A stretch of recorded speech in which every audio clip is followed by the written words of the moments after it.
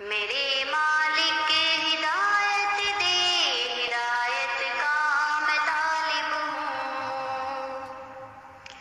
میرے مالک ہدایت دے، ہدایت کا میں طالب ہوں۔ خدایا رحم کر مجھ پر، تیری رحمت کا طالب ہوں۔ السلام علیکم ورحمۃ اللہ وبرکاتہ۔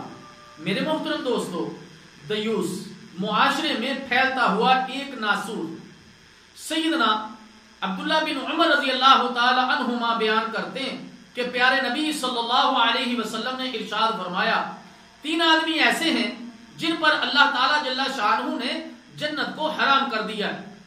نمبر 1 ہمیشہ شراب پینے والا، نمبر 2 والدین کا نافرمان، اور نمبر 3 دیوس جو اپنے بیوی بچوں میں بے حیائی کو برداشت کرتا ہے۔ مسند احمد بن حنبل، حدیث کا نمبر ہے 5372 اور یہ حدیث صحیح ہے۔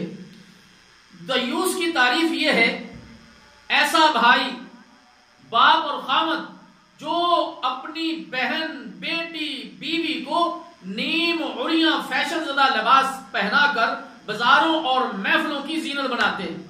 ایک دوسری حدیث کا مفہوم یہ ہے کہ دیوس کو اس بات کی کوئی پرواہ نہیں ہوتی کہ اس کے گھر کی عورتوں سے کون لوگ مل رہے ہیں اور کس طرح کے ماحول میں ان کا آنا جانا ہے۔